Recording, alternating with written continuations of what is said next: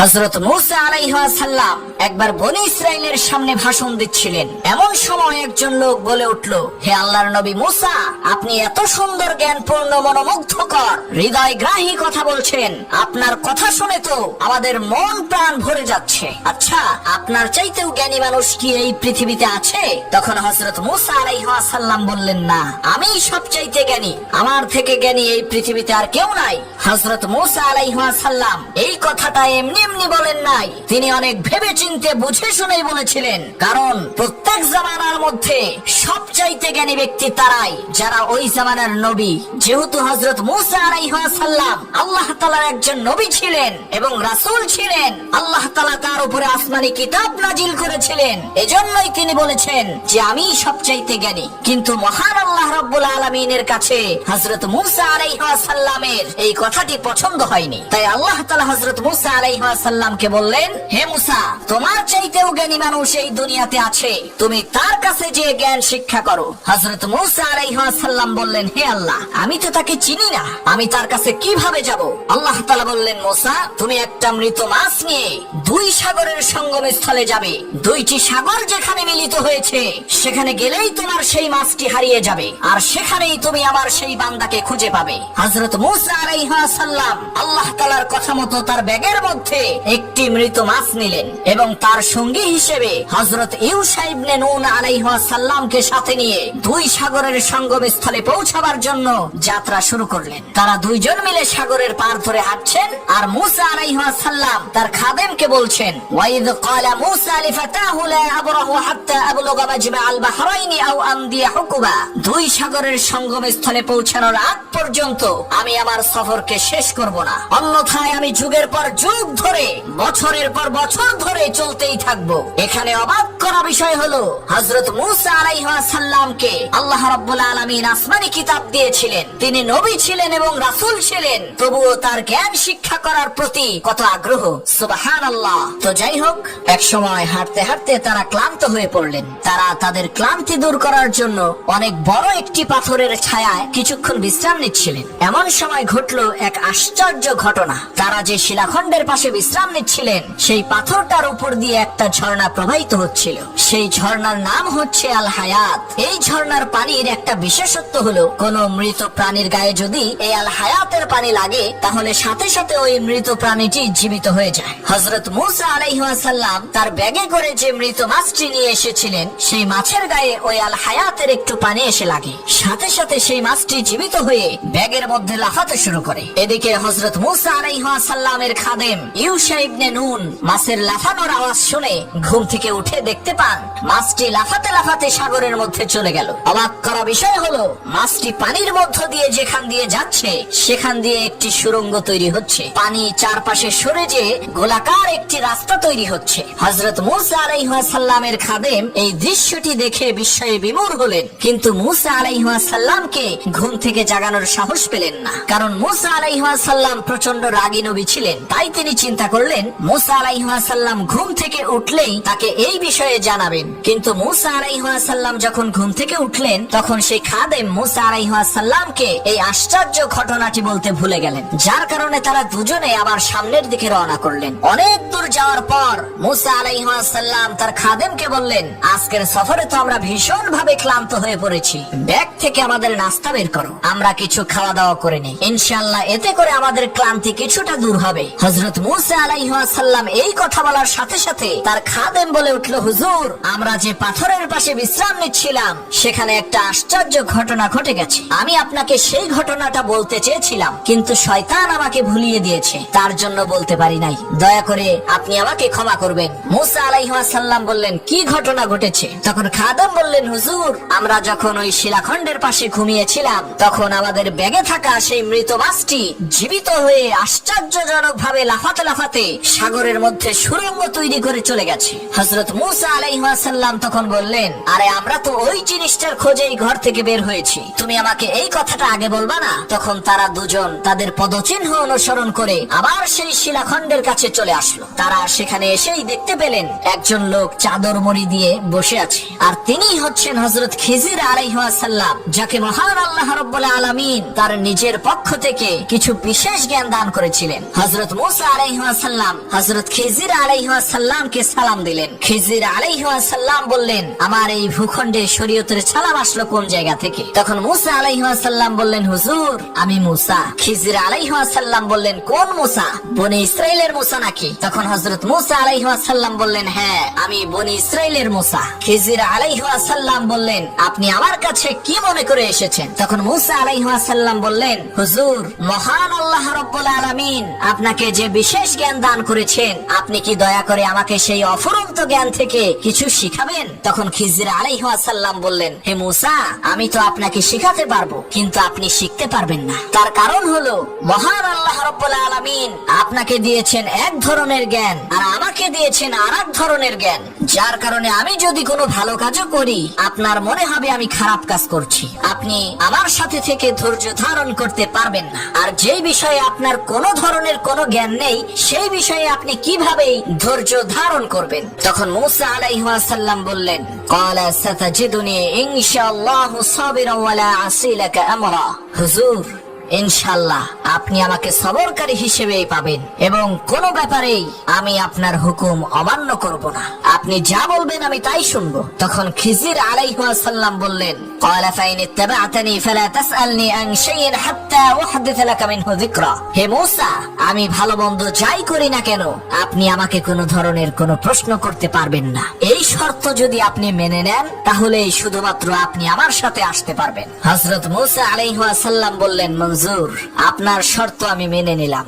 এরপর হযরত মূসা আলাইহিস সালাম এবং খিজির আলাইহিস সালাম এই দুইজন মিলে সাগরের পার ধরে সামনের দিকে চলতে থাকলেন। তারা হঠাৎ একটা নৌকা দেখতে পেয়ে সেই নৌকার কাছে যে নৌকার মাঝিদেরকে বললেন, ভাই আমরা মুসাফির মানুষ, আমাদের কাছে টাকা পয়সা নাই, আপনারা কি দয়া করে আমাদেরকে এই সাগরটা পার করে দেবেন? তখন সেই মাঝিদের মধ্য থেকে একজন মাঝি হযরত খিজির আলাইহিস সালামকে চিনে ফেললেন এবং বললেন, হুজুর আপনারা দুজনে নৌকায় উঠেন, কোনো সমস্যা নাই, আপনাদেরকে আমরা বিনামূল্যেই সাগর পার করে দেব। তখন হযরত খিজির আলাইহিস সালাম এবং মূসা আলাইহিস সালাম সেই নৌকায় উঠে বসলেন। নৌকাটা যখন চলতে চলতে তাদের কাঙ্ক্ষিত স্থানে পৌঁছে গেল, আর একটু পরেই নৌকাটি উপকূলে ফিরবে, এমন সময় হযরত খিজির আলাইহিস সালাম আস্তে করে গোপনে নৌকার উপরের তলা থেকে নিচের তলায় যে শক্ত একটি বস্তু দিয়ে আঘাত করে নৌকার একটি তক্তা ভেঙে ফেললেন। এর ফলে নৌকার মধ্যে পানি উঠতে শুরু করলো। এই দৃশ্য দেখে হযরত মূসা আলাইহিস সালাম বলে উঠলেন, লাকাদ জি'তা শাইআন ইমরা। হে খিজির আলাইহিস সালাম আপনি কি এই নৌকার সমস্ত আরোহীদেরকে ডুবিয়ে মারতে চান? আপনি জঘন্যতম একটা কাজ করেছেন। এই নৌকার মাঝিরা আমাদেরকে বিনা পয়সায় সাগর পার করে দিল, তাদেরকে ধন্যবাদ দেওয়ার বদলে, তাদের শুকরিয়া আদায় করার বদলে আপনি তাদের নৌকা ছিদ্র করে সর্বনাশ করলেন।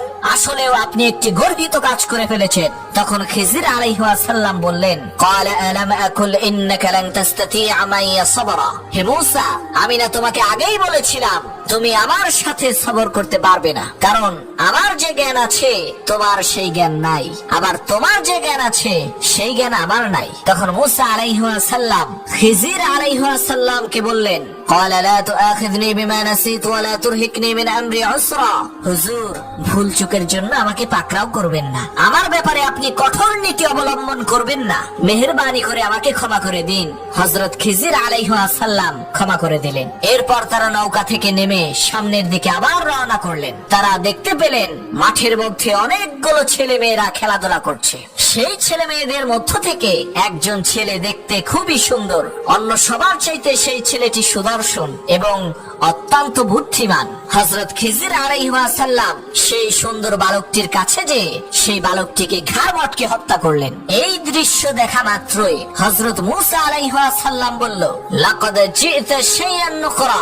আপনি জঘন্য জঘন্যতম একটা কাজ করেছেন। এই নিষ্পাপ মাসুম বেগুনা বাচ্চাটাকে আপনি কেন হত্যা করলেন? সে কি কোনো অপরাধ করেছিল? তার কি কোনো দোষ ছিল?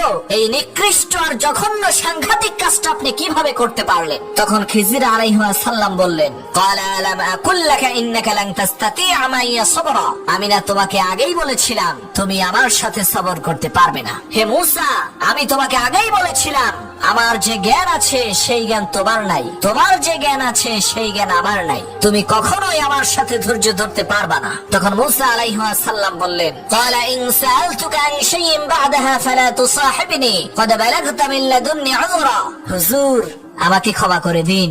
আমি যদি এরপরে আর কখনো আপনাকে কোনো প্রশ্ন করি তাহলে আপনি আমাকে আর আপনার সাথে রাখেন না। এইটাই আমার শেষ সুযোগ, দয়া করে আমাকে ক্ষমা করবেন। হযরত খিজির আলাইহিস সালাম মূসা আলাইহিস সালামের এই কথা মেনে নিলেন এবং তারা আবার সামনের দিকে যাত্রা শুরু করলেন। এবং চলতে চলতে তাদের দুজনেরই খুবই খিদে পেল। তারা কিছু খাবার খাওয়ার জন্য একটি জনপদের মধ্যে প্রবেশ করলেন এবং সেই গ্রামের মানুষদের কাছে খাবার চাইলেন। কিন্তু আশ্চর্যের বিষয় হলো, ওই গ্রামে শত শত মানুষ থাকা সত্ত্বেও একটা মানুষও তাদেরকে খাবার তো দূরের কথা, এক গ্লাস পানি দিতেও রাজি হলো না। কি আর করার, তারা খাবার না পেয়ে পেটের ক্ষুধা পেটে নিয়েই সেই গ্রাম থেকে বের হচ্ছিলেন। এমন সময় তারা দেখতে পেলেন একটি দেয়াল ভেঙে পড়ার উপক্রম হয়েছে।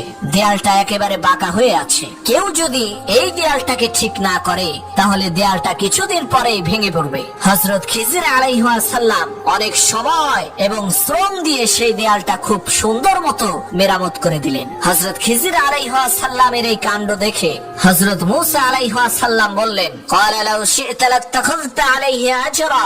হুজুর, আপনি চাইলে তো এই কাজের জন্য পারিশ্রমিক নিতে পারতেন। এটা এমন একটা কৃপণ সম্প্রদায় যাদের কাছে আমরা খাবার চেয়েছিলাম, কিন্তু এই জনপদের একজন মানুষও আমাদেরকে খাবার দিতে রাজি হলো না। তাহলে কোন ধরনের কোন পারিশ্রমিক ছাড়া, কোন টাকা পয়সা ছাড়া কি কারণে আপনি এই জালিম সম্প্রদায়ের এই ভাঙা দেয়াল ঠিক করে দিলেন? এই দেয়ালটা ঠিক করার কি প্রয়োজন ছিল? তখন খিজির আলাইহিস সালাম বললেন, ক্বালা হাযা ফিরাকু বাইনি ওয়া বাইনিকা সাউনাব্বিউকা বিতা'বিলি মা লাম তাসতাতি আলাইহি সাবরা। হে মূসা, এখন থেকে তোমার রাস্তা আর আমার রাস্তা আলাদা হয়ে গেল, কারণ আমি তোমাকে যে শর্ত দিয়েছিলাম তুমি তোমার শর্ত ভঙ্গ করেছো। এখন আমি তোমাকে সেই ঘটে যাওয়া 3টি ঘটনার ব্যাখ্যা বলে দেব, যেই ঘটনাগুলোর উপরে তুমি ধৈর্য ধারণ করতে পারো নাই। প্রথম ঘটনাটির ব্যাখ্যা হলো, আমি যে নৌকাটিকে ছিদ্র করেছিলাম সেই নৌকাটি হলো কয়েকজন গরিব অসহায় লোকের নৌকা। তারা এই নৌকার উপার্জন দিয়েই জীবিকা নির্বাহ করে,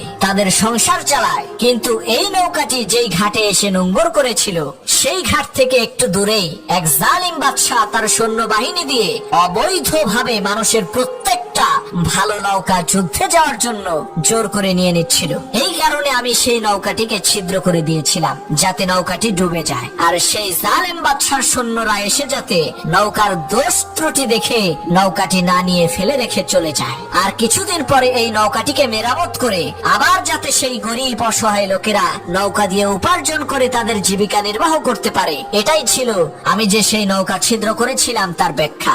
আর যেই বাচ্চাটিকে আমি হত্যা করেছিলাম তার মা বাবা ছিল খুবই ভালো মানুষ, নেককার পরহেজগার আল্লাহওয়ালা খোদাভীরু মানুষ। কিন্তু মহান আল্লাহ রাব্বুল আলামিন আমাকে জানিয়ে দিয়েছেন যে এই বাচ্চা ভবিষ্যতে নমরুদ আর ফিরাউনের মতো পৃথিবী বিখ্যাত কাফের হবে, আল্লাহ তাআলার সাথে নাফরমানি করবে, মা বাবার সাথে নাফরমানি করবে, তার জান্নাতি মা বাবাকে জাহান্নামে নিয়ে যাবে। এ কারণে মহান আল্লাহ রাব্বুল আলামিন আমাকে হুকুম দিয়েছেন যে এই বাচ্চাকে তুমি হত্যা করো। এই বাচ্চার বদলতে আমি আল্লাহ ওই বাচ্চার মা বাবাকে ওর চাইতে অনেক জ্ঞানবান, অনেক সুন্দর আর অনেক সুদর্শন নেককার সন্তান দান করব। মূসা, তুমি কি মনে করেছো আমি এই সব কাজ নিজের ইচ্ছায় করেছি? কখনোই না। এই সমস্ত কাজ আমি মহান আল্লাহ রাব্বুল আলামিনের ইচ্ছায় করেছি, আল্লাহ তাআলার হুকুমে করেছি।